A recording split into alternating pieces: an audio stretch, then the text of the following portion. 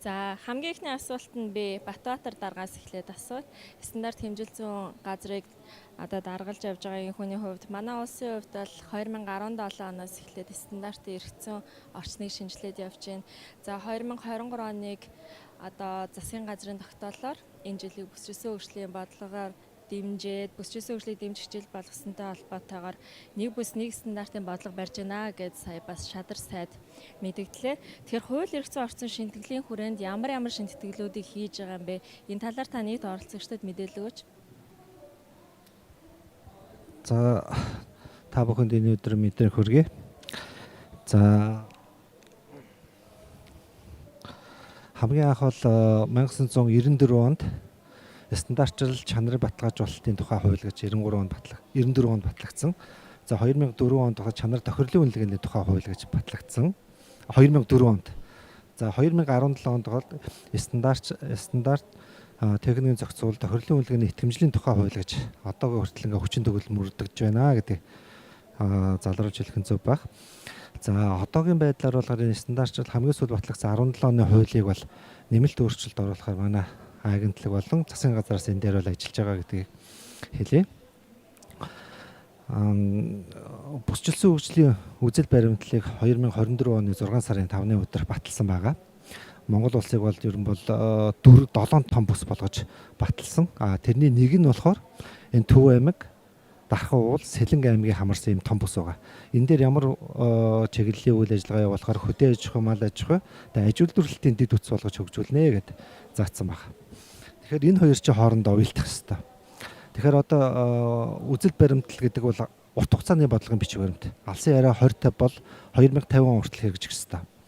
За үзэл баримтлал маань бас 2050 он хүртэл хэрэгжих ёстой. Урт хугацааны бодлогын бичиг баримт байгаа. Тэгэхээр алсын яриа 2050 дээр стандарт хэмжил зүйн салбар маань яаж хөгжих юм гэдэг асуудлыг бол одоо тэрийг ингээд түүгэд аваад үзэх юм бол тэрэн дээр бол 52 удаагийн стандартыг одоо ийм чиглэлийн стандартыг хөгжүүлнэ гэсэн тэм чиглэл байдаг. За дунд хугацааны бодлогын баримт бичиг дээр бол шин сэргэлтийн бодлого байна. За тэрэн дээр бол манай стандартын тухай бас нэлээд их дурдсан байдаг. Тэгэхээр нөгөө стандартчил тохирлын үнэлгээ, стандартчил техникийн зохиол тохирлын үнэлгээ, итгэмжлийн тухай хуулийг бол шинжилэл найрлах заашгүй шаардлагатай болчих. Тэгэхээр бид нар бол энэ дээр бол одоо хэлэлцээд 21 аймаг дээр хилцүүлгээ зохион байгуулад дээрээс нь 21 яам тамгын газар тэгээ бүх нийтээр хилцүүлээд мэргэжлийн холбоодоо хилцүүлээд энэ дээр өөрчлөлт оруулахаар ажиллаж байна. Энийг юутай холбож өөрчлөх вэ гэхээр нөгөө алсын яриа 2050 шин сэргэлтийн бодлого бүсчилсэн хөгжлийн үзэл баримтлал холбож хөгжүүлэх ёстой. Альтернатив бид дурдсан нөгөө яг төвийн бүс дээр ямар чиглэлээ үйл ажиллагаа явуулах вэ гэдэг дээр чинь стандартчил хэмжил зүйн газар маань төвийн бүс дээр нөгөө хөдөө аж ахуй, мал аж ахуй, аж үйлдвэрлэлийн дэд үтстэй холбоотой энийг хөгжүүлэх зайлшгүй шаардлагатай байгаа. Энтэй холбоотойгоор бүсчилсэн хөгжилтэй холбоотойгоор бид нар нөгөө хуулийн өөрчлөлт оруулж байгаа гэдэг альтернатив хэллээ. За энэ дээр нөгөө тохирлын үнэлгээний байгууллагууд нь ямар байх хэвээр. Стандартын байгууллагын ямар байх хэвээр. За хэмжил зүйн чиглэлээр ямар үйл ажиллагаа явуулах хэвээр вэ? Ямар тоног тохиромж, итлэн тоног тохиромж хэрэгтэй вэ гэдгийг бол энийг бол заашгүй одоо бодлогын төвчөнд авч үзэх шаардлагатай болж байгаа. За дээрэс нь Сэлэнг аймаг маань өөр чөлөөт бүс, алтан булгийн чөлөөт бүс гэж байна. За тэрнтэй уялдуулна. Тэгэхээр чи одоо манай бодлогын бичиг баримт юу юутай уялдаж гарч ирж байна гэдэг. Тэгэхээр нөгөө урт хугацааны бодлогын бичиг баримт алсын яриа 2050 шин сэргэлтийн бодлого, дээрээс нь бүсчилсэн хөгжлийн үзэл баримтлал, за чөлөөт бүс, бүсчилсэн хөгжил гэдэг маш том бодлогын хэмжээний манай стандарт хэмжил зүйн салбараар заалчгүй уялдаж гарч ирэх шаардлагатай болж байгаа. Тэгэхээр бид нар энийг яаж өөрчлөх вэ гэхээр нөгөө нэг хуулиндаа өөрчлөлт оруулах. Нөгөө нэг стандартыг жаргаж мөрдөх тухай нөгөө сонгон эргэлнэ гэдэг ойлголтыг нэг талд нь гаргах, салбар хоорондоо уялдааг нэг талд нь гаргах, нөгөө нэг стандартыг хэрэгжилж хаана очиж бүдэрч байгаа юм бэ гэдэг асуудлыг нэг талд нь гаргахын тулд одоо энэ хуулийн төслийг одоо шинжилт найруулад ингээд засгийн газрын хуралдаанд оруулаад хилцүүлэхэд бол бэлэн болоод явж байгаа. Тэгээд яг төвийн бүс дээр ингээд аваад үзэхэд стандарт хэмжил зүйн салбар маань одоо ингээд нөгөө лабораторийн асуудал, тохирлын үнэлгээний байгууллагын асуудал байна. За нөгөө хэмжил зүйн баталгаажуулалтын асуудал, шалгалт баталгаажуулалтын асуудал. Нөгөө стандартыг яаж олон нийтэд хүргэх үү гэдэг асуудал. Гэх мэтлэнгээр маш том бодлогын асуудлууд бол энэ дээр яригадаад явж байгаа гэдэг хэдий. Тэгэхээр одоогийн байдлаар бол манай дээр сорилтын лаборатори маань Сэлэнг аймаг дээр байна, Дархан уул дээр байна, Төв аймаг дээр байна. Энийг яаж хөгжүүлэх вэ?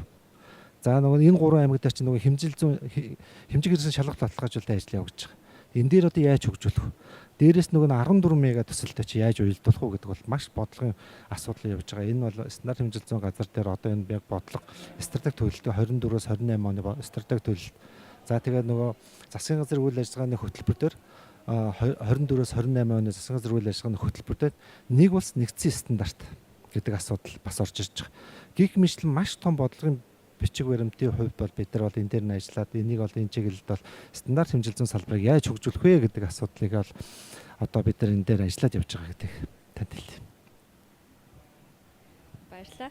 Түрүүн Батбаатар даргын дурдсанчлан тухайн одоо тохирол болон итгэмжлэл за цаашлаа тэр хяналт шинжилгээ үнэлгээний шалгуурууд өөрөө маш нарийн бөгөөд энэ эрх зүйн шинтгэл чухал ач холбогдолтой гэдгийг бас дурдж байна тий. Тэгэхээр стандарт хэмжил зүй гэдээ ярихаар бид нэр өөртөөсөө айгу хол гэж ойлгоод байдаг. Гэтэл энэ бол амьдралд өдөр тутамд бидний ерөөсөө эрүүл ахуй, амьсгалах одоо хувцас өмсгөд хүртэл бид нэр стандартыг баримталж байна тий. Тэгэхээр би одоо Ням Эрдэнэ даргаас асуумаар байна. Үндэсний итгэмжлийн төв гэхээр хүмүүс ерөнхийдөө үйл ажиллагааг нь яг стандарт хангуулах чиглэлд аль чиглэлд байна вэ гэдгийг төдийлөн сайн мэдэхгүй байж магадгүй. Тэгэхээр та яг үндэсний төвийнхаа үйл ажиллагааны талаар дэлгэрэнгүй тайлбарлаад одоо энэ бүсчилсэн хөгжлийн үзэл баримтлалын бодлого та бүхний оролцоо яг аль хэсэгт байгаа талаар дэлгэрүүлж өгөөч.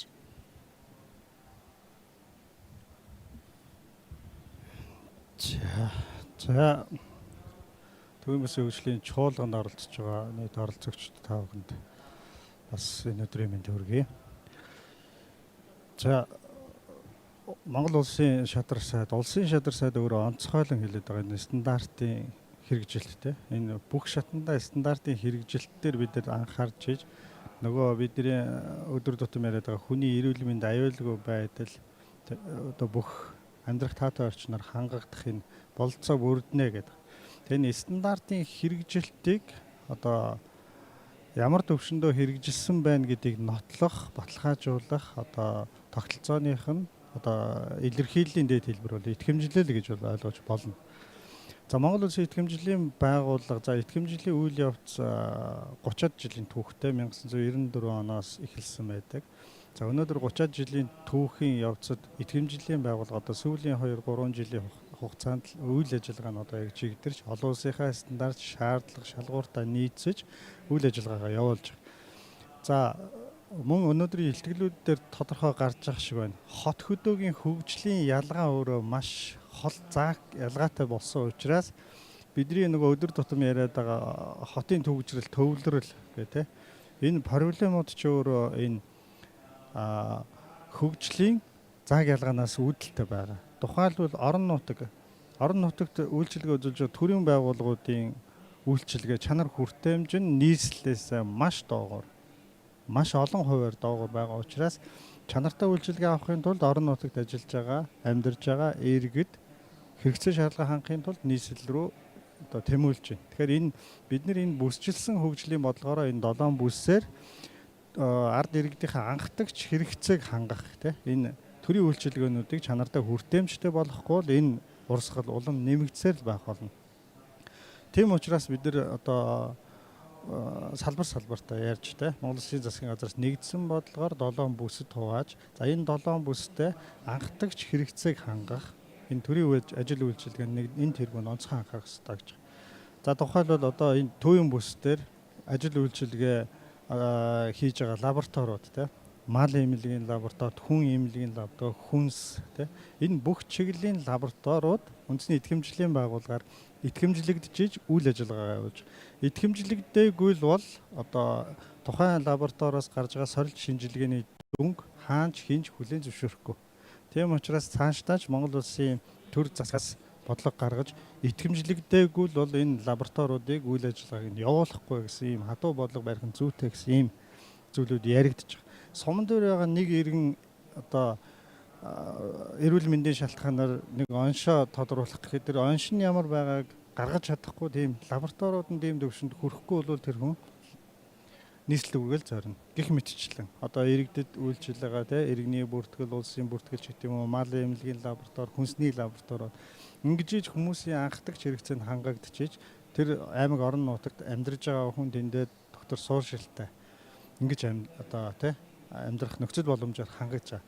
Тэгэхээр итгэмжлэлийн байгууллага бол салбар дундын байгууллага.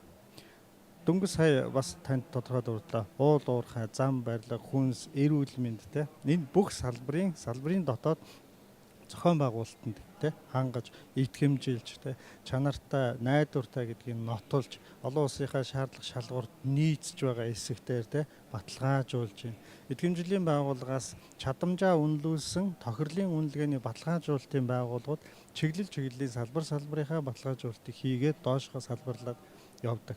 Тэгэхээр итгэмжилгүйгээр одоо энэ стандартын сая Батбаатар даргын ярьдаг те хууль эрх зүйн орчноо бид нэр хамтдаа яриа шийдвэрлэж байна. Итгэмжилгүйгээр стандартгүйгээр одоо энэ бүсэлсэн хөгжлийн бодлогууд яг одоо бодлогын төвшөнд ард иргэдийнхаа долоон бүст амьдарж байгаа ард иргэдийн анхдагч хэрэгцээ шаардлагыг хангана гэдэг бол бүр огт одоо бодгож одоо те төсөөлшгүй асуудал. Тийм учраас хамгийн чухал хамгийн одоо энэ тэргуунд одоо авч үзэх шаардлагатай салбарууд учраас Монгол Улсын шадар сайд нь өөрөө маш өндөр түвшин, засгийн газар нь өөрөө өндөр түвшин стандарт, итгэмжлэл, тохирлын үнэлгээ гэдэг асуудлуудыг гаргаж тавьж байгаа.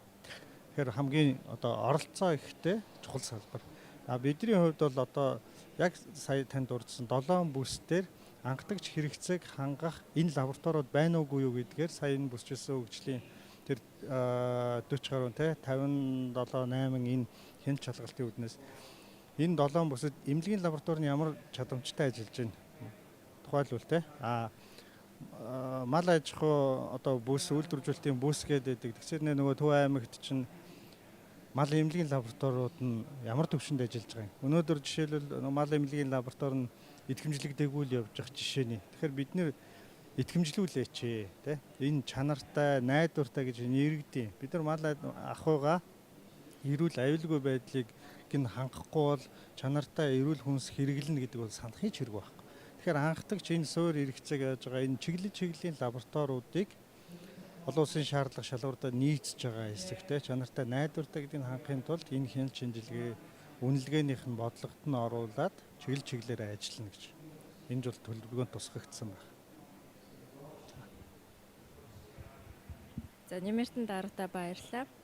Стандарт хэмжилзэн газрын сорьцын баталгаажуулалтын газрын дарга Бэх Батгоогоос дараагийн асуултыг асууя. За манай Монгол улсын хувьд бол нийт экспортын бүтээгдэхүүний 70 орчим хувь нь ашигт малтмал тэгээ үнэт металл байгаад байгаа тийм. Тэгээ бид нэр сорьц гэхээр хамгийн түрүүнд ер нь одоо бидний зүудэг эмэг бүжин дээр сорьцоор аягүй сайн мэдээд байгаа. Гэтэл дагаад нөгөө ашигт малтмалын маань сорьц, за импорт, экспортын тэр үнэт чулууны сорьц ч гэдэг юм уу. Энэ сорьцны талаар мэдлэг бас биднэрт хараахан дутмаг байдаг юм байлээ.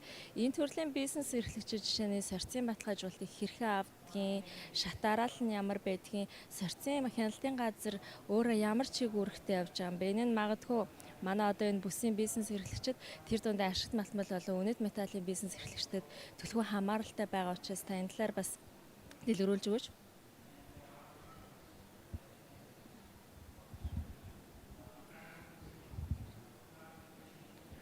За баярлалаа. За стандарт хэмжил зүүн газрын сорьцын хяналтын газар нь эрдэнэ чулуу тодорхойлох, үнэт металлын сорьц чанарыг одоо тогтоох, бүртгэх ийм чиг үүргийг хэрэгжүүлдэг төрийн байгууллага. За өнөөдрийн хувьд бол одоо бүсчилсэн хөгжлийн одоо орон нутгийн хөгжилтэй холбоотой одоо хэлцүүлэгт оролцож байгаагийн хувьд одоо сорьц тогтоох ажил үйлчилгээ эрдэнэ чулууны одоо шанар байдлыг тодорхойлох, гэрчлэгээ олох үйл ажиллагаатай холбоотойс товчхон мэдээллийг өгөх зүйтэй гэж бодож байна. За Монгол улс 2018 оны хүртэл үнэт металлын сорьц тогтоох төрийн ажил үйлчилгээг Улаанбаатар хотоос нэг цэгээс үзүүлж байсан бол 2018 оноос хойш Улаанбаатар, Баян-Хонгор, Дархан гэсэн одоо 3 цэгээс одоо сорьц тогтоох ажил үйлчилгээг үзүүлж байгаа. За энэ нь бол тухайн үеийн засгийн газрын шийдвэр Монгол банк Швейцарын хөгжлийн агентлагийн доктортой бичил уурхаа гэсэн төслийн хүрээнд одоо энэ ажил болоод хэрэгжээд явж байгаа. За өнөөдрийн бидний одоо энэ бүсчилсэн хөгжлийн агуулга зорилттой тухайн үеийн одоо бидний одоо энэ сэдэв санаачилж хийсэн ажил бол одоо бодлого зорилтын хувьд уялдаад явж байна гэдгийг бас хэлхэн зүйтэй. За Улаанбаатарт зөвхөн одоо нэг зэгээс үйлчлэгээ үзүүлж байсан бол Баян хонгор Дархан уулан аймагт одоо сорьц тогтоох ажил үйлчлэгийг үзүүлсэн алт олборлолтын одоо томоохон бүс нутагт үндэс металлын сорьц тогтоох ажил үйлчлэгийг одоо үзүүлье гэж. Энэ мэдээж хэрэглэгч үйлчлүүлэгчтэй одоо төрийн үйлчлэгийг ойртуулах, Улаанбаатар дахь төрийн үйлчлэгийг сааруулах одоо ийм одоо үр дүнтэй ажил болсон гэдгийг одоо хэлхэн зүйтэй. За өнөөдөр Дархан уулан аймгийн тухайд одоо сорьц тогтоох лабораторийн хувьд за 18 оноос хойш 6 жилийн хугацаанд 8.6 тонн алтыг сорьц тогтоох шинжилгээ хийсэн. 3388 одоо аж ахуй нэгж иргэнд сорьц тогтоох ажил үйлчлэгээр үйлчлэгээ үзүүлсэн байна. Энэ ажил үйлчлэгээнийхээ орлого тэр бүм 500 сая төгрөгийг одоо улсын одоо төсөвт одоо орлого төвлөрүүлж бий болгосон.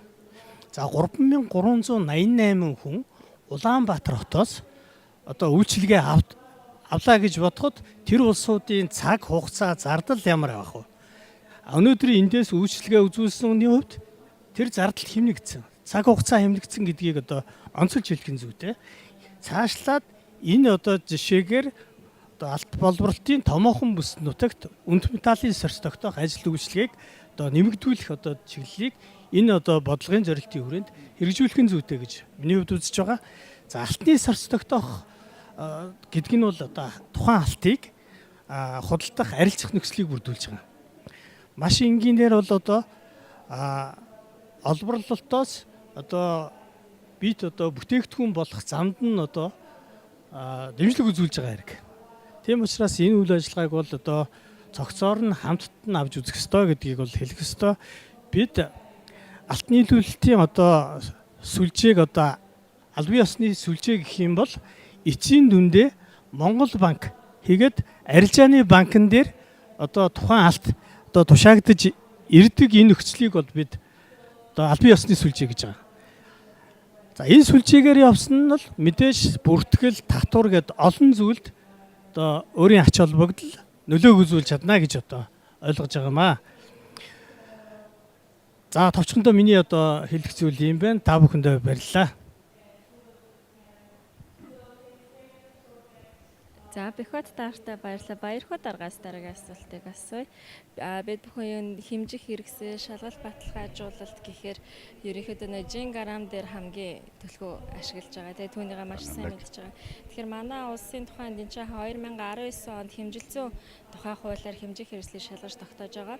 Гэхдээ бол бидний өнөөдрийн форумын зорилго бол эрх зүйн шинтгэлийг бүр наривчилсан мэргэжлийн түвшинд ярих гэхээсээ илүү оролцогчид буюу энэ үр дагаврыг манд хүртэж байгаа төвийн бүсийн нийт одоо ард иргэд оролцогчид ажилтнуудад бид нэр хүрэхийг зорж байгаа учраас би энэ практикал асуулт асууя гэж бодож байна те. Хэмжлэлийн стандарт аргачлал нь өөрөө маш нарийн олон стандартаас бас өөрөө бүрдээд байна. Стандартаа тогтоож байгаа нь бас өөрөө стандарттай те. Тэгэхээр энэ чиглэлд одоо хэмжих хэрэгсэл өөрөө буруу алдаатай заах нь хэрэглэгчийн эрхийн зөрчилд хамаарах учраас танай газрын үйл ажиллагаа ямар арга барилаар ажиллаж байна. Тэгээд энэ чиглэлд хэмжих хэрэгсэл ашиглаж байгаа бизнес эрхлэгчид юу төлхөө анхааруул зохиох вэ? За өнөөдрийн чуулганд оролцож байгаа агч таахандаа өдрийн мэндийг хүргэе.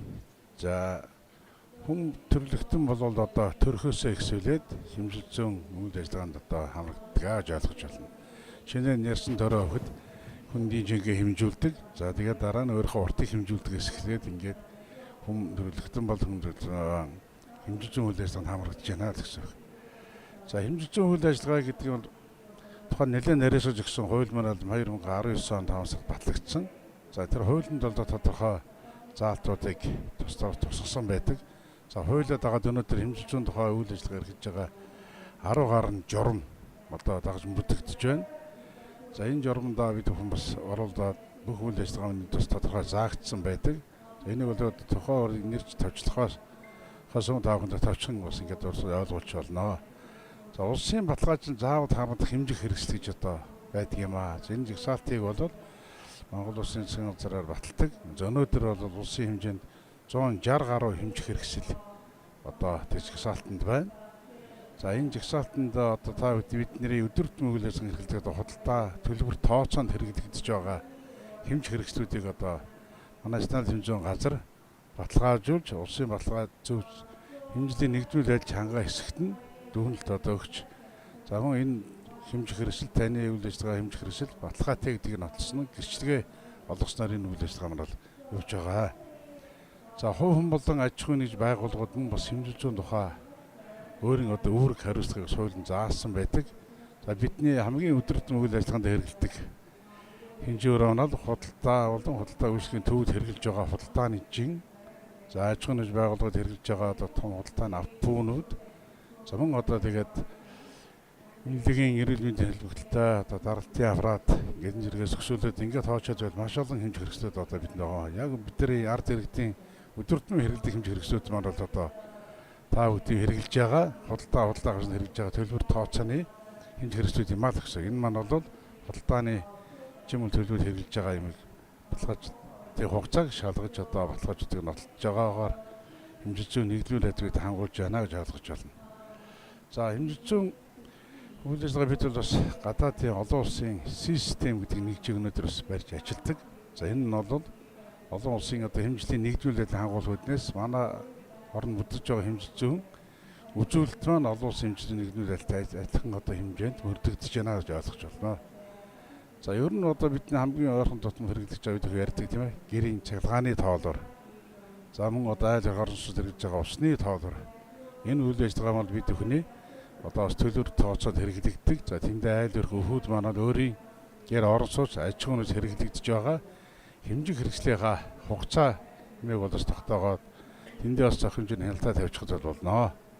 За ингээд та бүхэнд бас энэ талаар дэлгэрэн ойлголт өгөхөд бол ийм ойрын зүйлүүдийг хэлье. Ер нь бол одоо 5 төрлийн одоо төлбөр тооцоо хэрэглэгдэх аж ахуйн хэмжих хэрэгслүүдийг л одоо баталгааж өгч гэж ойлгож байна хамгийн хэрэгслээ. Баярлалаа. Тэр бас нөгөө нэг хэмжиж өөрөө дүгнэхтэй дараагийн зүйлээ төлөвлөх боломжтой болдог учраас таны одоо удирдах байгаа алба бол өөрөө маш чухал гэдгийг бол бид бүхэн харж байна. За дараагийн асуулт маань манай нийслэлийн лабораторийн дарга Эрдэнэ Туяа хатагтай хүрэлцэн ирсэн байгаа. Тэгээ хол замд явж ирээд ядарсан ч гэсэн шууд үргэлжлүүлээд тэгээ панел сууж байгаад их баярлалаа. Бараг хоолч идэж амжаагаа сууж байгаа их тий. Тэгэхээр манай улсын хэмжээнд одоо 1929 оноос хойш үйл ажиллагаа явуулж байгаа ууган лабораторийг удирдах байгаа энэ удирдлагынаас бүсгүй хүн байгаад бас талархалтай хандж байна. За тэгээ манай панелыг ч ихсэн ажиллаж байгаа бол цорын ганц эмэгтэй орцогч маань байгаа. Тэгэхээр стандарт хэмжил цуг гэд бид бүхэн ярихаар нийслэлийн лаборатори бол ялцчгүйгээр орж ирээд байгаа. Түүнийг хангуулдаг. Тэр яг ингээд өөрөө стандартаа барьж байгаа мó гэдэг дээр хяналт шалгалт хийдэг. Тэр олон стандартын мөрдөх, мөшгөх үйл ажиллагаа лаборатори дээр зангидагдаад явж байгаа тий. Тэгэхээр энэхүү лабораторийн үйл ажиллагаа одоо ер нь хичнээн төрлийн шинжилгээ хийж байгаа вэ. Тэгээ ганцхан Улаанбаатараас гадна шинэ лаборатори үйл ажиллагаа явуулж байгаа талаар та бас дэлгэрэнгүй мэдээлэл өгөхгүй юу? За маш их баярлалаа. За оролцогчдодоо бас энэ өдрийн баяндыг хүргье. За 1929 оны анх зөвлөлт холбоот улсын тусламжтайгаар өнөөдөр энэ эрүүл зүйн судлалын лаборатори үүсэл хөгжсөн гэж үздэг. Тэгэхээр таны хэлснээр энэ ууган лабораториудын нэг мөнөөс мөн байгаа. За 1959 онд болохоор эрүүл зүйн судлалын лаборатори бий болсон гэж үздэг. Тэгэхээр энэ дээр бол тухайн үедээ хүнсний шинжилгээ, орчны шинжилгээ, хөдөлмөрийн шинжилгээний ингээд үүслүүд бий болоод өнөөдрийн лабораторийн суурь хөгжсөн байгаа. Тэгээд 2003 онд нийслэлийн засаг даргын 39-р захирамжаар тухайн үедээ нийслэлийн мэрэгжлийн хэлтийн газар гэж байгуулагдаад мэрэгжлийн хэлтийн байгууллаганд дэргэдээ лабораторитой байна гэд ингээд нийслэлийн мэрэгжлийн хэлтийн газрын маань лаборатори 20 жилийн үйл ажиллагаа явуулаад 2022 оны 417 дугаар засгийн газрын тогтоолоор тухайн байгууллага татан буугдаад өнөөдөр бид стандарт хэмжил зүйн газрын нийслэлийн лаборатори нэртэйгээр үйл ажиллагаагаа явуулж байгаа. Таны асуусан асуултан дээр би энэ түүхийг жижигхэн ярьчлаа. За өнөөдөр бол стандарт хэмжил зүйн газрын үндсэн нэгжээр нийслэлийн лаборатори дэрэгдээ бол хүнсний аюулгүй байдлын лавлгаа лаборатори 21 аймаг дахь стандарт хэмжил зүйн хэлтсийн лабораториуд үйл ажиллагаагаа явуулж байгаа. За нийслэлийн лаборатори нь харьяа Багнуур Налах дүүргийн лабораторитой байгаа. За энэ хоёр лаборатори болон манай лаборатори нийтдээ өнөөдөр итгэмжлэгдсэн 2024 оны одоо итгэмжлийн төвийн даргын хам тушаалаар бид өнөөдөр 2015 үзүүлэлтээр шинжилгээ хийж байгаа. За тэгэхээр ер нь бол сорилтын лаборатори юу бусад энэ лабораториудыг бол чадамжийг үзэхэд бол ер нь бол аюулгүй үзүүлэлт чанарын үзүүлэлт гэж амьдлаад байгаа. Тэгэхээр бидний өнөөдөр лабораториудын чадамж хэрвээ нэггийг харахын тулд аюулгүй үзүүлэлтүүдийг хэрхэн үзэж байгааг харах шаардлагатай байна. Тэгэхээр аюулгүй үзүүлэлтүүдийг өнөөдөр яг миний сая дурдсан лабораториуд маань яг харамсалтай нь өнөөгийн байдлаар 100% үзэж чадахгүй байна. Тэгэхээр өнөөдөр бол дунджаар аваад үзэх юм бол 30-аас 60% үзэж. Тэгэхээр бид цаашдаа энэ үзүүлэлтүүдийг одоо 70-аас 100% те орон нутгуудад хамгийн багадаа 70% үздэг ч юм уу тийм ээ. Нийслэлийн лаборатори, мөсний аюулгүйн лавлгаа лаборатори, бусад лавлгаа лабораторийг бий болголоо гэхэд 100% үзэх шаардлагатай гэж үзэж байгаа. За тэгээ өнөөдрийн бол 24 оны судалгаагаар бол нийтдээ манай лабораторид 9000 гаруй дээж шинжилгээсэн байна. Үүнийг сорцоор задлж үзэх юм бол 17600 дээжинд 66000 гаруй үзүүлэлтээр шинжилгээ хийхэд 2.5% нь стандартын шаардлага хангаагүй үзүүлэлтээр гарсан байна. Товчхондоо энэ нөхөө мэдээлэл өгч байна. Тэгэхээр 17600 дээжинд 66 гаруй үзүүлэлтээр 2.5% нийцээгүй гэдэг бол бас өндөр тоо юм шиг харагдаж байна. Тэгэхээр энэ бол яалтчгүй дараагийн одоо манай Эрдэнэ тулга даргын сэдвтэй шууд холбогдож байна л та. Жишээ нь одоо ингээд бид нар бүсчилсэн хөгжлийг дэмжлэх жил болгосны хүрээнд одоо төвийн насны бүсийн хөгжлийн форум дээр ингээд сууж байхад анхдагч байгаа төвийн бүсийнхэндээ бас их талархаж байна. Тэгэхээр энэ төвийн бүсдэгт одоо хамгийн одоо олон иргэнтэй суурин бүрс болох Дархан уулын аймгийн эрүүл мэндийн газрыг ахалж байгаагийн хувьд, даргалж ажиллаж байгаагийн хувьд одоо салбарын үйл ажиллагаа нэгдүгээрт ямар байна вэ? За тэгээ хоёрдугаарт одоо эрүүл мэндийн салбар бол өөрөө 700 орчим стандарт мөрдөгддөг хамгийн өндөр стандартыг алхам тутамдаа баримталж идэг салбар байгаа шүү дээ. Тэгэхээр энэ салбарын онцлог өөр ямар байгаа? Дархан уулын аймгийн эрүүл мэндийн газрын тухайд стандарт хангуулах чиглэлд ямар үйл ажиллагаа явуулж байна вэ? Бид сая эрүүл мэндийн салбарынхаа хөгжлийн бодлогыг тодорхойлсон. Энийг бол 2025-аас 30 он гэж тодорхойлсон. За энэ хүрээнд нэмэл бид нар бол бас яг эм хэмжээчдийнхаа ажилчдын стандарт мөрдөлтийг бол бас байнга хянаж бас үнэлгээ хийдэг байгаа.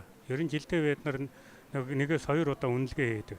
Тэрнээс гадна бас ажил мэргэжлийн стандартын одоо биелүүлж байгаа талаар нь ажил мэргэжлийн хуралдаан зарладаг. За энэгээр юм бид нар ерөнхий стандартаа мал хэр барьж явж байна гэдэг юм бол үнэлж энийхээ бас хэтийн төлөвийг харж яадаг. Ер нь бол бид нар нэг онцлогын эмчилгээний стандарт, эмнэлгийн бүтэц үйл ажиллагааны стандарт гэдэг маш олон стандартуудыг бол мөрдөж ажилладаг. Ер нь стандарт байхгүй тусламж үйлчилгээ гэвэл хүнийг эрсдэл аюулд бол оруулдаг. Тийм учраас бид нарт стандарт хэдий л олон байна. Төдий чигнээ тусламж үйлчилгээ сайн байна гэсэн үг. Ер нь үндсэн хуульд бол нэг юм байдгийг аймд явах хэрэгтэй. За эмнэлгийн тусламж үйлчилгээ авах хэрэгтэй. Онцлогын эмчилгээнд хамрах хэрэгтэй гэсэн ийм эрхүүдүүл байдаг. Энэ эрхүүдийг хамгаалдаг яг одоо энэ эрхийг одоо хамгаалах үүргийг нь бол бид нар биелүүлдэг. Яг энэ үүргийг биелүүлэхэд бол ерөөсөө л стандарт.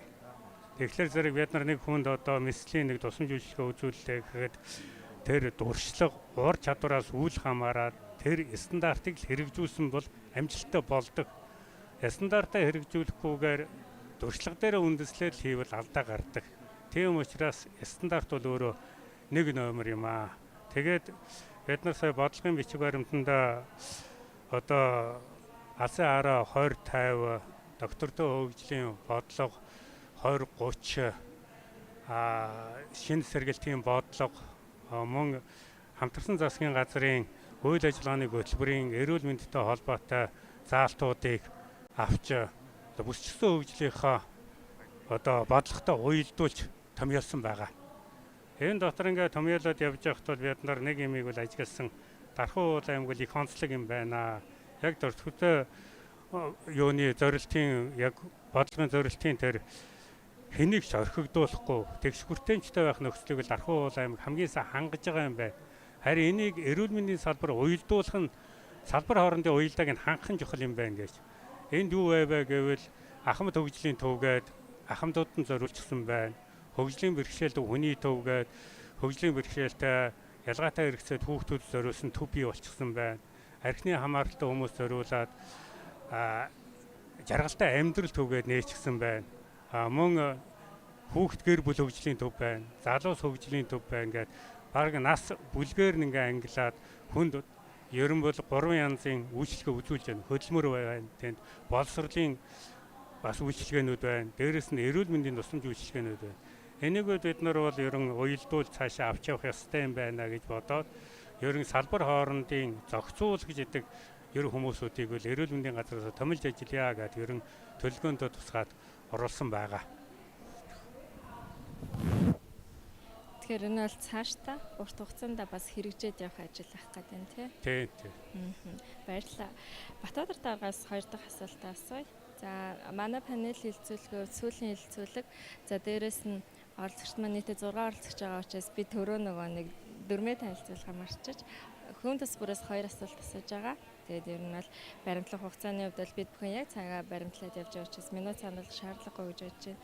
За стандартлын шинжилэл болоо одоо хууль эрх зүйн шинжилгээний хүрээнд одоо энэ бүсчилсэн хөгжлийн бодлого гэж бид нар том зургаар нь яриад байгаа боловч яг бүс болгонд тухайлан яг юм наривчилж стандартаа бас ярих хэрэгтэй байгаа. Төвийн бүсийн онцлог ер нь яг энэ та бүхний одоо хэрэгжүүлэхээр зорж байгаа ажилд энэ төвийн бүсийн онцлог нь өөрөө яаж тодорхойлогдож байгаа юм бэ? Та энэ талаар одоо бид бүхэн дэлгэрүүлж өгөөч. За дээрэс нь тэгээд энэ төвийн бүсийнхэн маань ямар оролцоотой байж иж энэ стандарт өөрөө хэрэгжих юм бэ?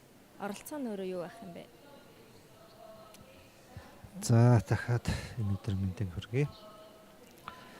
За төвийн бүсийн асуудлыг ярихаас өмнө би үзэх хэд юм маш ойлгомжтой болох үүднээс хэлж. Стандарт гэдэг бол Монгол хүний эрүүл аюулгүй амьдарч очрох хамгийн доод үзүүлэлт шалгуурыг тогтоож байгаа хэмжээжгээ тогтоосон бичиг баримт. За тохирлын үнэлгээний байгууллага гэдэг нь бол тэр стандартыг нотолж байгаа одоо байгууллага гэсэн. За тэр тохирлын үнэлгээний байгууллагын асуудлыг манай итгэмжлийн төв ажил энэ бол зөв ажиллах уугүй юу гэдгийг хүний нөөцийн асуудал тоног төхөөрөмжийн асуудал одоо байр савны асуудлаар бүгдэн бусад маш олон нарийн асуудлаар нотолж гаргаж ирдэг.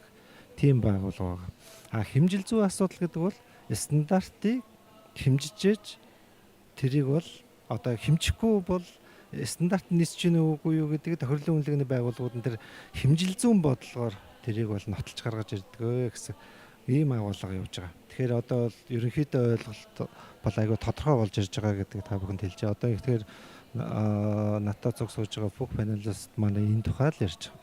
Тэгэхээр төвийн бүсийн хэмжээнд бол энэ тохирлын үнэлгээний байгууллага, стандартын байгууллага, хэмжил зүйн байгууллага, нөгөө сорьцсон яналтын байгууллага, лаборатори маань яаж ажиллах вэ гэдэг асуудал бол маш чухал байна. Тэгээ альтрон би нөгөө хөгжлийн бүчиг баримтан дээр, үзэл баримтлал дээр төвийн бүс маань хөдөөж авахын чиглэлтэй аж үйлдвэрийг хөгжүүлсэн ийм зорилттой төлбөртэй ийм бүс байна гэдэг тогтоож байгаа. Бүчилсэн хөгжлийн үзэл баримтлалыг ингээд гаргаад ирэнгүүт манай үйл ажиллагаа одоо юу гэдэг 21 аймаг дээр яригддаг байсан бол одоо ерөөсөө 7 бүс дээрээ л яригдана гэсэн. Тэгэхээр тэрэн дээр нөгөө нэг альтруны манай Эрдэнэтийн даргын ярьж байгаа нөгөө аюулгүй үзүүлэлт, чанарын үзүүлэлтүүдийн асуудлыг 100% үздэг тийм лаборатори байгуулах хэрэгтэй л гэдэг. Одоо ганцхан жишээ аваад үзэх юм бол энийг ярих юм бол хоёулаа бараг цаг гаруй 2 цаг гаруй ярьж байгаа. Тэгэхээр энийг ингээд аваад үзэхээр тухайн одоо Монгол улсын хэмжээнд хүнсний аюулгүй лаборатори гэж байгаа. Тэр бол хүнсний аюулгүй байдлын үзүүлэлтийн 80% л үзэж байгаа. 20% бид нар бол үзэж чадахгүй байгаа. Энэ Монгол улсын шадар сайд энэ дээр тодорхой хэмжээний хөрөнгө оруулалт 24 онд хийсэн 60% үздэг байсныг 80% болгож өөрчилсөн. 20% нь бол бид нар дэлхийн хэмжээнд одоо 245 үзүүлэлтээр үздэг байсныг бид нар 210 гаруйгаар үздэг болгож сайжруулсан гэсэн үг. Нэг жишээ. Одоо бол бас үлдсэний үзэхийн тулд тодорхой хэмжээний хөрөнгө оруулалт шаардлагатай. Одоо ингээд яг энэ хойд бүс буюу одоо ингээд төвийн бүсийн дээр ингээд аваад үзэх юм бол лаборатори дээр бид нар 20-25% л үзэж байгаа. 75% эрсдэлтэй. Энийг үзэж чадахгүй байгаа асуудал чи юун дээр вэ? Тэрийг үзэж чадахгүй байгаагийн цаана асуудал дандаа далд эрсдэл, аюул занал ингээл цаана аялж байж байгаа ш. Тэгэнгүүт одоо ингээ бүсчилсэн хөгжил ороод ирэнгүүт одоо тэрийг чинь за дархан дээр юм уу, сэлэнг дээр юм уу, эсвэл Төв аймаг дээр яг жишг лаборатори байгуулах заашгүй ш. Тохирлын үнэлгээний лабораторич өөрөө тохирлын үнэлгээний байгуулах гэсэн. За тэрэн дээр яах ёстой? Ямар хэмжээний хөрөнгө оруулалт хэрэгтэй юм? Энэ гурван бүсийнхаа тэр бүсчилсэн хөгжил дээр заасан хөдөө аж ахуйн чиглэлийн тэр бүх бүтээгдэхүүн тэрийг одоо аюулгүй үзүүлэлтийг үздэг байснаа жишг лаборатори байгуулах заашгүй шаардлагатай л гэсэн. Тэгэхээр энэ дээр тэрийг нотлохын тулд хэмжил зүүн тоног төхөөрөмжөө сайжруулах ёстой. Лабораторийнхаа тоног төхөөрөмж энийг дагаад боловсон хүчнийг чадварыг сайжруулах шаардлагатай. Энийг одоо манай дээр ингээд судалгаа шинжилгээ ингээд юмнууд ингээд тооцоо хийгээд үзвэл зөвхөн хэмжилзөө болон лабораторийн тоног төхөөрөмж хөрвж авахд хамгийн багадаа бидэд 15 тэрбум төгрөг хэрэгтэй болж байгаа. За өнөөдрийн байдлаар бол өнөөдөр Монгол улсын шадар сайд манай стандарт хэмжил зүүн хэлтсээр ингээд зочиж олцоод энэ дээр жишг лаборатори байгуулъя, засгийн газраас эндээс дэмжинэ гэдгийг бол хэлчихэж байгаа. Тохирлын үнэлгээний байгууллага, төвийн бүсийн тохирлын үнэлгээний байгууллагыг байгуулна гэдэг хэлж байгаа. Тэрэн дээр газрын асуун шийдэж байгаа. Өөр дээрээ 150 сая төгрөгийн зураг төсөв тэзүү бусад бичиг баримтын юмнуудыг ингээд энэ жилдээ таамаас багтаагаад хий. Дараа жилийн 26 оны улсын төсөв дээр энэ хөрөнгө мөнгөний асуудлыг шийдье. Гэх мэтлэнгээр манай 3 аймгийн асуудлыг нэг аймаг дээр одоо тэр аюулгүй үзүүлэлтийн үүсэх асуудлын болцоог нь хангаж өгч байгаа гэдгээр бүсчилсэн хөгжил үзэл баримтлалын гол утга санаа явж байгаа. Бид нар 21 асуудал биш 7 том асуудлыг шийдчихвэл энэ асуудал ингээд шийдэгдээд явах асуудал байгаа маа. Тэгээд дээрэс нь манай хуулийн шинжилгэлийн асуудал энэ дээр бол одоо энэ тохирлын үнэлгээний байгууллага, төр хувийн хвшлийн хамтын ажиллагааны асуудал, бусад чиглэлийн бүх асуудлуудыг энэ дээр оруулж өгж байгаа гэдгээр онцлог байна. За баярлалаа. Нэмэртэн дараагийн асуулт. За стандартчлал техникийн зохицуулалт одоо сая энд Батбаатар дарга ярьж байгаа тохирлын үнэлгээ зэрэг цогц асуудал мэдээж энэ үндэсний итгэмжлэлийн төв дээр зангидагдаад явж байгаа. Мөн түрүүнд дурдсанчлан итгэмжлэл бүхэн үйл ажиллагаа нь өөрөө хэрэглэгчийн найдвартай байх, түүнийг эрслээс хамгаалах тэр гол үүрэг одоо танаа байгууллага дээр ерөнхийдөө зангидагдаад яваад байна л та. Тэгэхээр үндэсний итгэмжлэлийн байгууллага хичнээн төрлийн итгэмжлэлээ олгож байгаа юм. За тэгээд ер нь энэ тохирлын асуудал дээр үндэсний итгэмжлэлийн төв нь өөрөө аль хэсэгт нь байршиж ажиллаж байгаа. Ер нь энэ итгэмжлэл авахд аж ахуйн нэгжүүд юун дээр төлхөн анхаарах хэрэгтэй талаар та бүр илүү юм практик зөвлөгөө маягийн зүйл өгжүүлэх үү? За маш сонирхолтой асуулт байна. За сая манай стандарт хэмжил зүүн газрын дарга бас ойлголтуудыг өгч байна те. Энгийн маягаар тайлбарлаад ер нь энэ бид нар яг мэрэгжлийн үг хэлэг гэхээс илүү энгийн маягаар ярил хүмүүс илүү ойлголт авдаг те. За одоо энд паналистер сууж байгаа бүх газрууд үнд металлын сорцын хяналтын газар, хэмжил зүй, эрүүл мэнд те нийслэлийн лаборатори. За энэ бүх байгууллагууд өнөөдөр манай үндэсний итгэмжлэлийн байгууллагаар итгэмжлэгдсэн. Ингэж итгэмжлэгдэж цаашаага үйл ажиллагаа явуулах. Энэ байгууллагуудаас гаргаж байгаа сорилт шинжилгээний дүн олон улсынхаа стандартын шаардлага өөрсдөө бидний барьж байгаа бодлого стандартын шаардлага нийцж байна гэдгийг нотлогдож байгаа гэсэн үг. Нэг ясандаа итгэмжлэгдэхгүйгээр гэсэн үг шүү дээ. Итгэмжлэгдвэл ямар ач холбогдолтой, итгэмжлэгдэхгүй бол бас яах ёстой гэж. Итгэмжлэгдэхгүй бол ялангуяа энэ байгууллагуудын үйл ажиллагаа доголдно. Нөгөө талаас үйлчлүүлж байгаа иргэд хэрэглэгчдийн нөгөө тэ найдвартай байдал алдагдана гэсэн үг тэ. Хэрэглэгчдийн одоо сэтгэл зүйч гэсэн. Итгэмжлэл гэдгийг бас маш товчхон ярил тухайн бараа бүтээгдэхүүн итгэмжлэгдсэн бол та энд бол бараа бүтээгдэхүүн ажил үйлчилгээнд итгэж болно л гэдгийг одоо баталгаажуулж байгаа төрийн бас ажил үйлчилгээний цогц хэлбэр байна. За бидний өдөр тутам хэрэгжилж байгаа хүнсний ч гэдэг юм уу те одоо нэг бараа бүтээгдэхүүний одоо бид нар ингэж хараа. За энэ аль байгууллагаас одоо тохирлын гэрчлэгээ авсан байна. Хил гайлаар орж байгаа бүх хүнсний бараа бүтээгдэхүүн заавал ингэж итгэмжлэгдсэн тохирлын үнэлгээний байгууллагаар итгэмжлэгдэх баталгаажуулах хийх хэрэгтэй. Магадгүй одоо итгэмжлэгдээгүй байвал хүний эрүүл мэнд аюулгүй байдал бүх зүйлд одоо эрсдэл учирнаа. Тийм учраас хэрэглээнд худалдаанд гаргадаггүй гэдгийг бас энд бас ташрамж хэлхийг хүсэж байгаа. За үндэсний итгэмжлэлийн байгууллага бол энэ одоогийн байгаа нөхцөл бол Монгол Улсын шадар сайдын дэргэд үйл ажиллагаа явуулж байгаа төрийн байгууллага байна. Одоо шинэ хуулиар одоо сая бидний алхам дотоод ярьж байгаа хуулийн шинжилгээ гэж байна. За хуулийн шинжилгээний өнөөдөр засгийн газрын өргөн баригдсан энэ төсөлд Монгол Улсын тохируулагч агентлаг үндэсний итгэмжлэлийн газар гэж засгийн газрын одоо агентлаг болж байгаа. Энэ бол олон улсынхаа шаардлага шалгуурт нийцүүлж бид нар бие даасан хараат ус байдлаар одоо чадамжаа нэмэгдүүлж гин гэсэн үг. За нөгөө талаараа одоо яг энэ сууж байгаа би энэ сууж байгаа жишээ болгож аваад энэ сууж байгаа одоо лабораториуд, тохирлын одоо үнэлгээний байгууллагууд хэмжил зүй эдгээр маань итгэмжлэгдснээр дэлхийн 141 орнд эднэрийн маань гаргаж байгаа сорилт шинжилгээний дүн шууд харилцан хүлээн зөвшөөрөгдөнө гэсэн үг. За Монгол Улсын үндэсний итгэмжлэлийн байгууллага АПАК, АЯП гэдэг итгэмжлэлийн олон улсын байгууллагын жинхэнэ гишүүн бөгөөд за энэ толгой байгууллагуудаас энэ жинхэнэ гишүүн орнуудынхаа чадвар чадамжийг 4 жилд нэг удаа нотолдог одоо шалгадаг гэсэн үг. За тэр чадамжаа бид нар үнэлүүлснийхээ үндсэн дээр за энэ Монгол Улсын итгэмжлэлийн байгууллага чадамж нь бол болж гинэ гэвэл яг тэр дэлхийн 141 оронтой яг ижил төвшөнд үнэлэгдэж гин гэсэн үг. За ингээд үнэлэгдээд бид нар чадамжаа үнэлгээ баталгаажуулсны үр дүнд эдгээр байгууллагуудын маань сорилт шинжилгээний дүн яг тэр жинхэнэ гишүүн 141 орондоо шууд харилцан хүлээн зөвшөөрөгддөг. Дэлхийн улс орнууд худалдаандах энэ бүх бодлогыг итгэмжлэлээр дамжуулж явуулдаг. Зохицуулалтанд хийгддэг.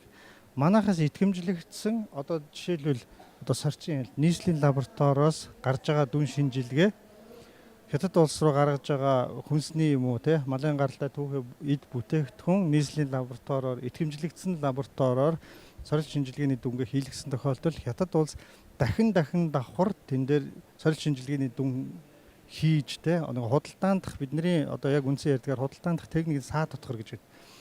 Ямар ч техникийн саа татхаргүй шууд хүлээн зөвшөөрч одоо энэ бизнес цаашаага саа татхаргүй явдаг. Ийм нөхцөл боломж бүрддэг. Тийм учраас дэлхийн энэ жинхэнэ гишүүн орнууд итгэмжлэлээрээ дамжуулж явдаг. Тийм учраас бид нар энэ итгэмжлэлийг ялангуяа энэ тохирлын үнэлгээний байгууллагуудын чадамжийг дээшлүүлэх талаар онцгой анхаарч ажиллаж байна. За мөн одоо шинэлэг зүйлүүд гэвэл манай энэ хөгжил бас улс орны хөгжил энэ төрийн ажил үйлчилгээнд саа татвар болж байгаа хамгийн том чухал зүйл бол төрийн байгууллагуудын ойлгомжгүй байдлууд. Энэ өөрөө ойлгомжгүй байдлын ард талд сөрөг үр дагавар нь авилга, далд эдийн засгийн асуудлууд бий болд.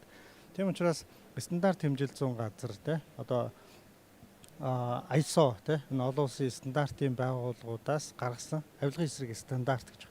Энийг Монгол Улсын стандартын байгууллага бүх оролцогч талуудыг одоо цуглуулж хилцүүлгийг үе шаттай хийгээд авилгын эсрэг стандартыг үндэсний болго батлуулсан. Бид нар энэ үндэсний болгосон энэ стандартыг зөв тогтолцоог нь тавьж энэ авилга, энэ эрсдэл, далд эдийн засаг, энэ бидний хөгжил цаад бэрхшээл болоод байгаа зүйлүүдийг одоо шууд нэг юу гэдэг нуухан авцсан юм шиг арилгаж болохгүй. Тийм учраас тогтолцоог нь анханаас нь зөв тавьж багасгах хэрэгтэй. Тэгээ энэ үднээс яг энэ авилгын эсрэг стандартыг шат бүрт одоо байгууллага бүрт нэвтрүүлэх энэ төрийн ажил үйлчлэгийг ойлгомжтой нээлттэй болгож иж ямар нэг эргэлзэх зүйлгүй болгож иж магадгүй тэр эрсдэлтэй нэг чиг байвал тэрийг одоо арилгах гэдэг юм уу энэ үүднээсээ бүх оролцогч талуудыг оролцуулаад баталсан тэр авилгын стандартыг бид нэр хэрэгжүүлэх шаардлагатай. Энэ дээр авилгын эсрэг үндэсний хөтөлбөрийг хэрэгжүүлэх, үндэсний хороо хуралдаад энэ дээр итгэмжлэлийн байгууллагад үүргэжүүлээд өгсөн байгаа. Бид нэр яг энэ авилгын стандартыг нутагшуулах, хэрэгжүүлэх. Энэ ялангуяа хамгийн их гарч байгаа энэ төр захиргааны байгууллагууд төрийн өмчит том үйлдвэрийн газрууд одоо яг манай энэ бүс гэвэл одоо маш том олон үйлдвэрийн газар ш. Тэгээ энэ үйлдвэрийн газруудад энэ бидний нэг ард иргэдийн хандаг мөнгө угаагаад байна гэдэг газруудад авилгын эсрэг стандартыг шатанд нь ингэж төлөвшүүлэх энэ одоо бас бодлогын асуудлыг үндэсний итгэмжлэлийн байгууллага стандарт хэмжилсэн газар бид олон улстай байгууллагатайгаа контракт хийгээд эхэлсэн. 25 онд Монгол улс яг энэ авилгын эсрэг 37,001 стандартын олон улсын сургалт, олон улсын хурлыг Монгол улс зохион байгуулахаар төлөвж ингэж Монгол улсын нэг авилгын индекс буурах, энэ наад эдийн засгийн бүх хар бараа энэ юмнуудыг арилгахын талаар дээр нь одоо сая нөгөө засгийн газар 291-р тогтоол гэж байдаг. Хүний эрүүл мэнд аюулгүй байдалд шууд нөлөөлөх хүйц гэж байгаа. Бараа бүтээгдэхүүн ажил үйлчилгээг тохирлын баталгаанд заавал хамруулна гэсэн засгийн газрын тогтоолтой. Энэ хүний эрүүл мэнд аюулгүй байдал гэдэгт одоо энэ сууж байгаа панелистуудын мань үйл ажиллагаа шууд орж эрүүл мэнд уул уурхай зам байрлах тийм ээ. Тэгэхээр энэ бүх зүйлүүд стандартынхаа дагуу стандартыг хэрэгжүүлсэн хэсгэд одоо баталгаажуулалт хийх байгууллагын чадамжийн үндэсний эдийн хэмжээлийн байгууллага олгодог гэж товчхондоо одоо тий үйл ажиллагааг одоо цар хүрээнийх нь уялдуулж ярих гэдэг юм байна. Итгэмжлэлийн газрын тухайд бас харьцангуй үйл ажиллагааг нь хүмүүс мэддэг учраас би бас ингээд дэлгэрүүлээд асуугаад байгаа юм шүү. Дээрэс нь бас яг манай бизнес эрхлэгчдийн хувьд бас бизнесийн үйл ажиллагаагаа бараа бүтээгдэхүүнээ итгэмжлүүлэх бас асуудал байгаа тийм. Мэдээж тэр бол хэрэглэгчийн эрх ашигыг нөгөө талд нь хамгаална. Түүний нөгөө талд бас бизнес эрхлэгч байгаа өөрийгөө хамгаалж байгаа асуудал гэдэг бас та түрүүнд дурдлаа шүү дээ. За Бихот дараагийн асуултаа асууя. Ер нь бол үнэт металл, эрдэнэ чулуун дээр бид нэр сорц тогтоодог гэдгийг сая бол ерөнхий ойлголтыг авчлаа. Тэгээ таны дурдсанаар 8.6 тонн алт жишээ нь одоо сорцын үнэлгээ хийлгэлээ гэж штэ. Тэ 8.6 тонн. Тэгэхээр одоо энэ бичил уурхай эрхлэгч за тэгээд үнэт металл олборлагчдын хувьд сорцын үнэлгээ ихтэй ер нь юу төлөвлөн анхаарах ёстой юм. За ямар тохиолдолд бол сорцгүй гэж гардгийн одоо энэ бол айгүй сонирхолтой хүн болгонд асуулт хийвэрэ байдаг. Жишээ нь одоо бидний ярьж заншсан нинжа гэдэг хүмүүс байна те. Тодорхой гар аргаараа алт олборлдог. Гэтэл тэндээ сорц авч чаддаггүй. Өөрөөр хэлбэл энэ сорц олох нь ч гэсэн өөрөө стандарттай байж таарах гэдэг. Тэр арга ажиллагаа зарчим нь өөрөө юун дээр тогтдог юм бэ? За 8.6 тонн гэдэг хэмжээг дархан уулд 6 жилийн туршид сорц тогтоох лаборатори байгуулагдсанараа хийчээ гэдгийг хэлж байгаа. За Монгол улсын одоо хэмжээнд одоо жилдээ нэг дунджаар нэг 14 тонн орчим одоо алт сорцолдог. За хамгийн оргил үе нь бол 18 20 за 20 тонн руу нэлээд төгөлсөн юм байгаа. За сорц тогтоох нь тухайн үнэт металлын хайлшийг одоо 1001 гэж үзэх юм бол тэрний хідэн үнэт металл байгаа юм бэ гэдгийг тодорхойлж байгаа үйл явц. За мэдээж юу анхаарах вэ гэж. За мэдээж бидний харилцагчийг одоо аж ахуй нэгж иргэн. За эдрийгээ бол заавал за сайн дурын гэж ангилж болох байх гэж би бодож байна. За заавал гэдэг нь мэдээж Монгол улсын одоо хууль тогтоомжийн хүрээнд олборлолт эрхэлж байгаа энэ одоо хуулийн этгээд. Дараагийнх нь Монгол улсын одоо санхүүгийн зохицуулах хорооны одоо 150 дугаар тогтоолоор одоо алт арилжаалагч иргэн түүгээр хийсэн одоо эдлэлийг үйлдвэрлэн борлуулах одоо эрх авсан ийм одоо хэдэн хүнийг ангилж болох баг. Ерөнхий тоомлоод хэлбэл тухайн үнэт металл эрдэнэ чулууг зарц худалдаж өөртөө одоо ашиг олох их ийм үйл ажиллагааг эрхэлж байгаа улсуудыг бид сорц тогтоох үйл ажиллагаанд заавал хамрагдана гэж ойлгоно. За сайн дурын гэдэг байж болно гэж хэлсэн тийм. Өөрөөр хэлбэл би одоо үе удмаараа одоо барьж ирсэн нэг аавынхаа хөөргийг одоо гэрчлэгээтэй болох асуудал нь бол миний л асуудал. Ягаад гэвэл би нэг хүнд худалдан борлуулахгүй. Энийг одоо хэрэгтэй гэж үзэх юм бол би өөрөө авч болно л гэдэг санаа.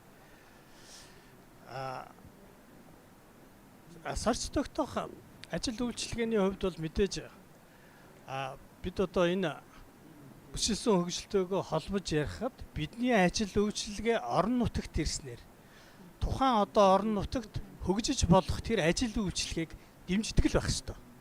За үнэт металлын сорцыг одоо зөвхөн дархан уулынхаа жишээн дээр дахиад ярив. Дархан уул аймаг бол зөвхөн алтны сорц тодорхойлдог байсан бол 25 оноос мөнгөний шинжилгээ хийж эхлэе. За мөнгөний шинжилгээ хийж эхэлнэ гэдэг бол одоо мөнгөөр үйлдвэрлэл эрхэлж байгаа дархчууд энэ улсуудад сорьцоо орон нутгатаа тогтоох тэр боломжийг л бүрдүүлж өгч байна гэсэн үг. Тэгэхээр дархан уул аймаг хийгээд төвийн бүсэд одоо мөнгөний шинжилгээ хийдэг болсноор энэ үйлдвэрлэл үйлчилгээ хөгжих боломжтой гэж ойлгож байна. Бидний одоо оруулж байгаа хувь нэмэр бол энэ юм а гэж одоо тодорхойлж хэлэх нь зөв баха. Баярлалаа, бүр маш энгийн гоё дэлгэрэнгүй хариулт байлаа. За баярхаа дараагаас би хоёр дахь асуултаа асууж. За яг манай Монгол улсын хувьд бол энэ хэмжих хэрэгслийн худалдаа үйлчилгээ эрхэлдэг. За түүнийг ашиглаж бизнес үйл ажиллагаа явуулдаг. Маш олон аж ахуйн нэгж байгаа. Энэ дээрээс нарийн тоо байхгүй ч гэлээ. Нийт бизнес үйл ажиллагаа таны түрүүний хэлсэнчлэн хэмжих хэрэгслийн үндсэн дээр явж байгаа. Тэгэхээр энэ хэмжих хэрэгсэл өөрөө алдаатай эсвэл одоо эвдэрсэн явж байгаад мэдгүй байж байгаа тохиолдолд бизнес эрхлэгч за тухайн үйлчилгээ үзүүлэгч ямар хариуцлага хүлээх эрсдэл байдаг вэ? Энэ талаар та одоо урьдчилан сэргийлэх, сэрэмжлүүлэх үүднээс ийм кейс дурдж зөвлөгөө өгөөч. За хэмжилзүүн ажил үйлчлэг эрхэлдэг аж ахуйн байгууллага гэдэг нь хэмжилзүүн үйл ажиллагаа нь өөрөө бас нарийн мэргэжлийн нарийн мэргэжлийн боловсон хүчин үйл ажиллагаа явуулдаг ийм процесс юм байна. За өнөөдөр Монгол улсын хэмжээнд манай стандарт хэмжүүн газраас аж ахуйн нэгж үйл ажиллагаа чадвараа үнэлүүлж байгаа. За чадвараа үнэлүүл гэдэг нь бол хуучнаар бол яг тусгай зөвшөөрөл гэж одоо нард ирээд ойлгож болно. За одоо шинэ хуулиар батлагдаад чадвараа үнэлүүлдэг болсон байна. За өнөөдөр Монгол улсын хэмжээнд хэмжилзүүн үйл ажиллагаа эрхэлж байгаа яг аль биесны тогтмол үйл эрхэлж байгаа компани аж ахуйн нэгжүүд бол одоо 30 гаруй байна. Ер нь бол бүртгэлтэй үйл ажиллагаа эрхэлж явуулж байгаа улсын хэмжээнд 110 гаруй байгууллага байдаг. За тэр аж ахуйн байгууллагууд өнөөдөр манай стандарт газартай нэгт ажилтны уялдаатай байдаг. Өөрсдөө хийж баталгаажуулж үйлдвэрсэн үйл ажиллагаа манай мэдээллийн санд бас өгдөг байгаа. За мэдээллийн санд бүртгэгдэхээр аж ахуйн нэгж иргэдийн одоо хохирол учрах тэдний одоо үйл ажиллагаа төлөвлөмж гарсан гомд гарах юм бол нөгөө аж ахуйн нэгж байгууллагуудаа бид бүртгэлж ирсэн учраас тэндээс одоо үйл ажиллагаагийн шалгаад ингээ манай стандарт газрын хэмжилзүүн зөвлөлийн хуралд асуудлыг тавьж тэр байгууллагын үйл ажиллагааг зогсоох юм уу чадварыг одоо цуцлж болно гэсэн үлийн заалттай. За ард иргэд аж ахуйн нэгж өөрсдийнх нь одоо сайн асуулт нэрлэлээ төлбөр тооцоонд хэрэглэгддэг учраас хэмжих хэрэгслүүд маань ямар нэг өөр хэмжих хэрэгсэл буруу заасан, эвдэрсэн, өргөдүүлсэн байгаа бол тухайн 21 аймагт маань стандарт хэмжих хилцсэн байгаа. За хилцэд үйл ажиллагаагаа эрхлэн стандарт хэмжээ хилцэд хэмжилзүүн улсын байцаагч гэж хүмүүс маань байгаа. За хэмжилзүүн улсын байцаагч танцснаар тухайн иргэн аж ахуйн нэгжийн хууль тогтоомжийн хүрээнд төрийн шалгалтын хүрээнд манай хэмжилзүүн байцаагч нар үйл ажиллагаа явуулж асуудлыг шийдвэрлэж гомдлыг одоо барагдуулж ажилтдаг байгаа. Тийм учраас манай ард иргэд аж ахуйн нэгж байгууллагууд өөрийн нутаг дэвсгэр болон холбогдох одоо өөрийн хэрэгжилж байгаа хэмжих хэрэгслүүдийг бол зөрүүтэй, буруутай за одоо ямар нэгэн гомдол ирж гарсан бол тэнд сандж болно гэсэн үг. За ер нь бол одоо Монгол улсын хэдээр импортоор мөн одоо хэмжих хэрэгслүүд маань орж ирдэг. За энийг одоо ард иргэд аж ахуйн юунаас мэдхгүй хаддаггүй гэхээр хэмжих хэрэгслийг импорт оруулж аж ахуйн байгууллагууд гэж бас бий. За мөн тэдний оруулж ирэх өөрс хэмжих хэрэгслийг загварыг батлуулдаг байна. За би ийм төрлийн ийм хэмжих хэрэгсэл манай аж ахуйн компани оруулж ирж байгаа.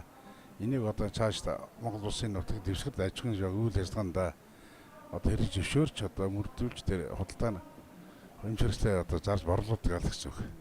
Тэгэхээр одоо ард иргэд маань яг тэрний мэдээллийг манай стандарт хэмжээ газрын сайт руу ороод хараад за энэ миний одоо худалдаж авах худалдааны жим маань загвар нь батлагдсан Монгол улсын зөвшөөрөгчсөн хэмжих хэрэгсэл маань энийг би авахд бол өөрөөр нь эрсдэлгүй үйл ажиллагаа цааш тогтмол явна л гэсэн үг ойлгож байна. За ер нь худалдааны төвөд болон захад дээр бол загвар нь батлагдаагүй хэмжих хэрэгсэл импорт орж ирсэн хэмжих хэрэгслүүдийг үйл ажиллагаа хэрэгэлдэг.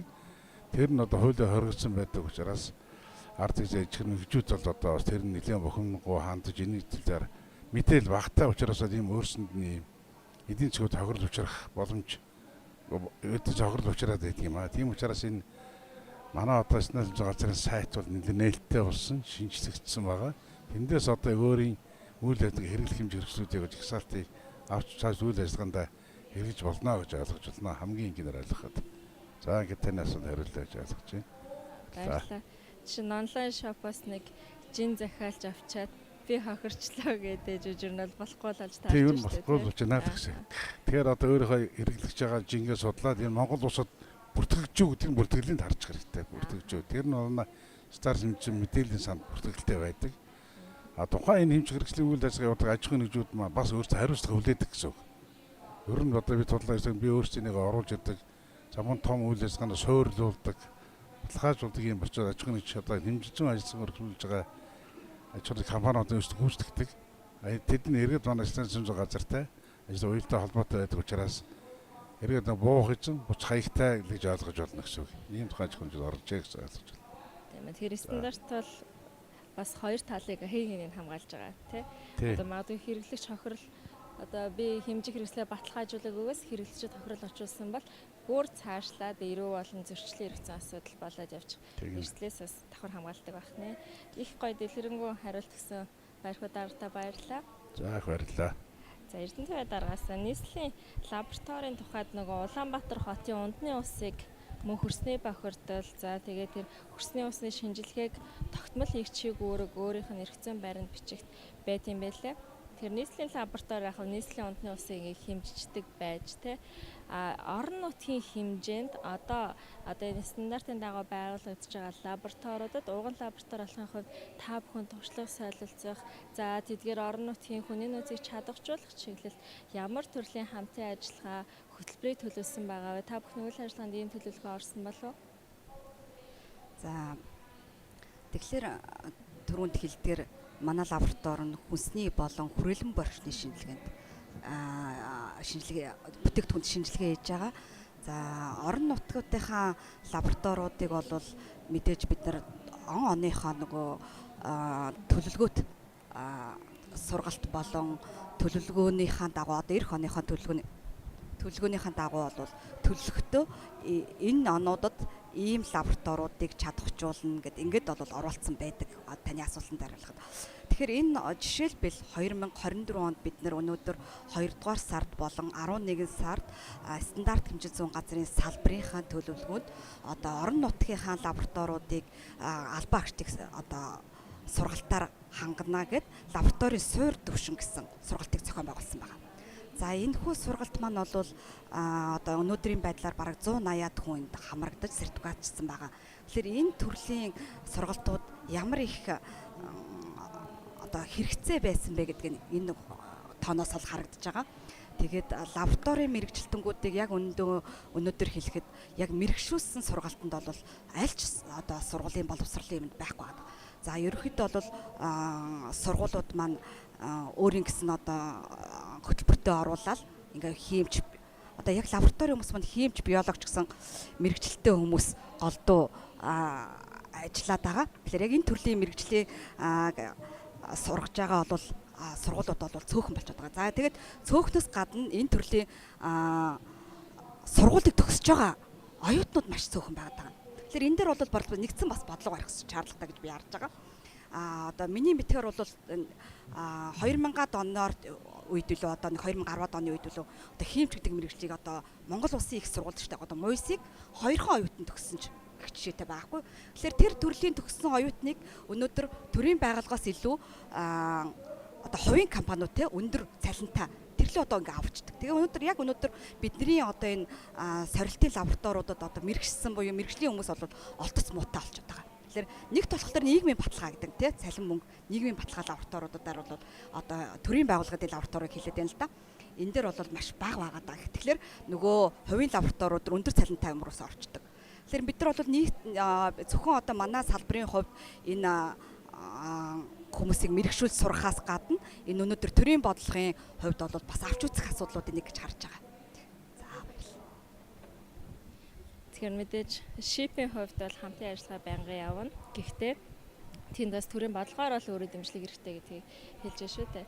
За Эрдэнэт бодлого даргаасаа одоо энэ Дархан уул аймгийн Төвийн бүсийн одоо төлөөлөл байгаагийнхын хувьд бас өнөөдрийн хилцүүлгээ хаагаад дүгнээд за цаашдаа ер нь бүсчилсэн хөгжлийн бодлого тохиолсон хараа хойш тавьч гэдэг юм уу дунд хугацааны бодлогуудыг Дархан улаан аймгийн эрүүл мэндийн газар үйл ажиллагаанд тусгаад ажиллаж байгаа тий. Тэгэхээр ирээдүйн тэргүүлэх чиглэлээ та хэрхэн тодорхойлж байна? Цаашид одоо бидний дараагийн 4 жилийн дараа Дархан улаан аймгийн эрүүл мэндийн салбар өөрөө ямар хөгжлийн түвшинд очсон байхаар төсөөлж байгаа вэ? Та одоо тэр талаараа гоё ярьж өгөөч. Ер нь Монгол улсын хэмжээнд бүсчилсэн хөгжлийн бодлого бол эрүүл мэндийн салбарыг шин шатанд аваачиж байна л да. Өнөөдөр эрүүл мэндийн салбарт одоо цонхлон тохиолох өвчин бол зүрх судасны өвчин байгаа. Дээрээс нь хавдрын өвчин байна. Яг энэний чиглэсэн одоо тэргүүлэх чиглэл юм бол тодорхойлж байгаа. Бид одоо ангиографийн шинэ онцлогооны аргачлал нэвтрүүлж байгаа. Энийгээ бол онцлогоог нь эмчилгээтэй нь авч явъя. Хэрвээ та зүрхэн дээрээ чигдээстэй байнаг бол стенттэй тавьдаг. Элгэн дээрээ хавдартай байнаг бол судасыг бөглөдөг.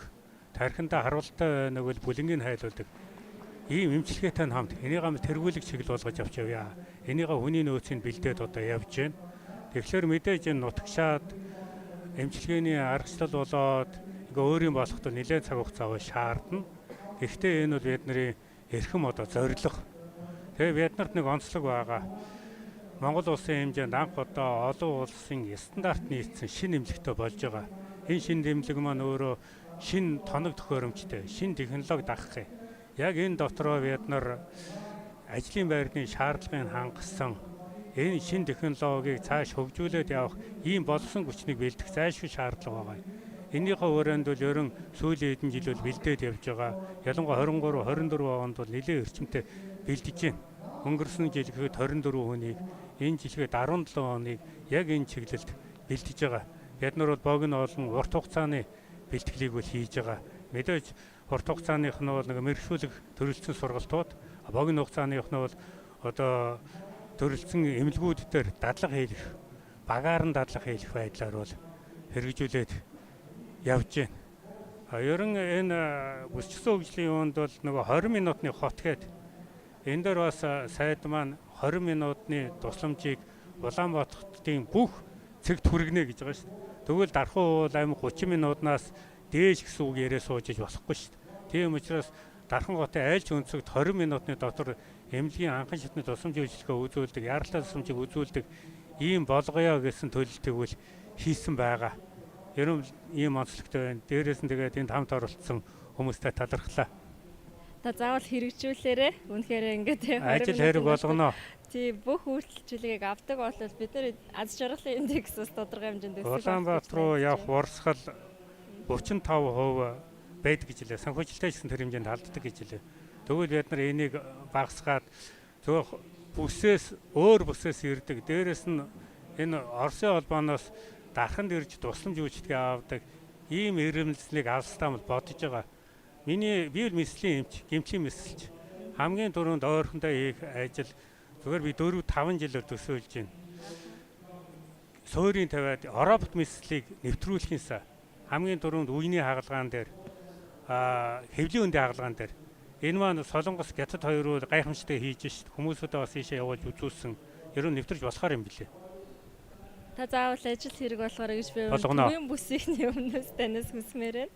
За тийм өнөөдрийн манай панел хэлэлцүүлэгт цаг зав гаргаад маш их бэлтгэлтэйгээр хүмүүс мэдээлэл өгөх одоо сэтгэлтэйгээр оролцсон нийт панелистуудтай маш их баярлалаа. Тэгээ энэ манай салбар хуралдаан бол өөрөө ер нь өмнөх форумууд дээр хизээч ингэж стандартыг дангаар нь авч ирсэн тохиолдлыг би бас санахгүй байна. Тэгэхээр өнөөдрийнхөө энэ панел хэлэлцүүлгийг нэгтгэн дүгнээд ер нь цаашдаа энэ стандартын салбар өөрөө хаашаа явж байгаа юм бэ гэдгийг тодорхойлол Батбаатар даргатай хэрхэн тодорхойлох вэ? Ингээд таны дүгнэлтээр өнөөдрийн хуралдааныг хай. За баярлалаа. За Монгол улсад 6680-аад стандарт одоогоор байдлаар хүчин төгөлдөр мөрдөгдөж байгаа. Тэрний 44% нь олон улсын стандартад нийцсэн гэсэн. За 44% стандарт олон улсын стандарт нийцсэн гэдэг асуудал юу вэ гэхээр олон улсад энэ стандартыг туршиж мөрдөөд ямар нэгэн аль нэг хүн амьтанд хор хөнөөлгүй эрсдэлгүй гэдгийг нотолцсон байгаа гэсэн. бид нар стандартыг мөрдөхгүй яснараа ямар их 20 хохирол очирдгийг бол бид нар одоо өөрсдийнхөө биеэр ингээд туулаад явж байгаа ш. Нөгөө барилга байшингийн асуудал, зам талбай асуудал байна. Өөр одоо маш олон асуудлыг дурдах юм бол ингээд л одоо тоо томшгүй байгаа ш. Тэгэхээр энэ дээр нэг асуудал хэлэхэд нэгдсэн үндэсний байгууллагаас доктортой хөгжлийн үзэл баримтлалыг хэрэгжүүлэхэд бол 17 зорилт хөтөлбөр дэвшүүлсэн байд. Тэрийг яаж хэрэгжүүлэх вэ гэдэг асуудал байна шүү дээ. Тэрэн дэше одоо нөгөө ядуурлыг буурлууд одоо нөгөө цэнгэг усны асуудал, боловсролын асуудал бүх асуудлууд байж байгаа. Тэрийг стандартаар дэмжиж л тэрийг одоо хэрэгжүүлэхээр ингэж төлөвлөсөн байдаг. Тэгэхээр одоо манай дээр ингээд аваад үзэх юм бол стандарт гэдэг бол өөрөө шин технологи, шилдэг инновацыг бол ингээд өөртөө шингээсэн байдаг. Тэрийг ингээд аваад хэрэглэх юм бол та Монгол хүнийг эрүүл аюулгүй орчинд бүтээгдэхүүн бараа өөрчлөлтөөр хангана гэсэн агуулга явж байгаа. Тэгэхэд тэрийг нотолдог хэмжил зүй асуудал манай дээр байж байгаа. Тэгэхэд манай дээр 11 гэн ширхэг эталон байдаг. Эталон тоног төхөөрөмж улсын олон улсын эталон. Тэгэхэд бүгд найрамдах хятадд бол 500, Солонгос улс 700,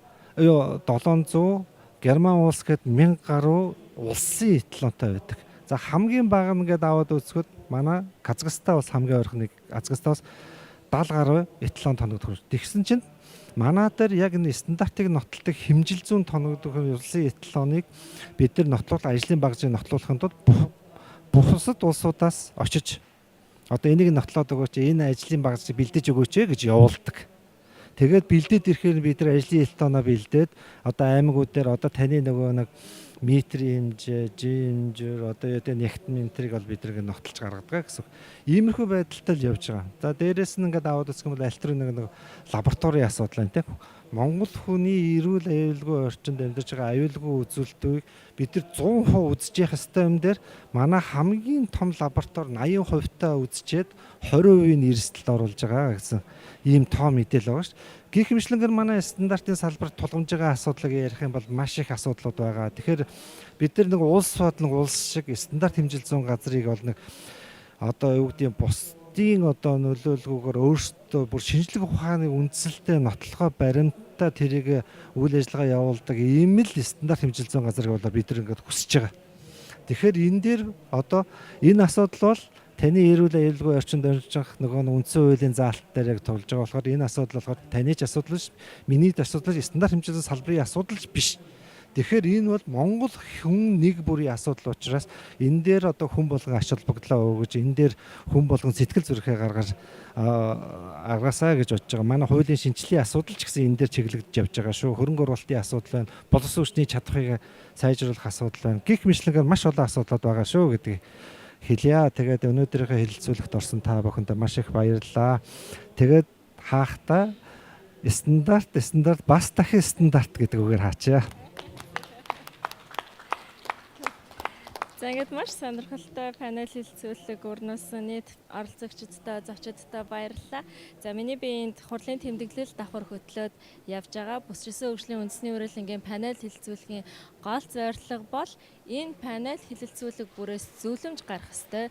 Зөвлөмж өөрөө эргээд бүсчилсэн хөгжлийн бодлогын дараагийн үзэл баримтлалын жанжин шугамыг тодорхойлох ёстой. Ийм чухал хэлэлцүүлэг байсан юм шүү гэдгийг би та бүхэндээ дахин хэлээ талархснаа илэрхийлье.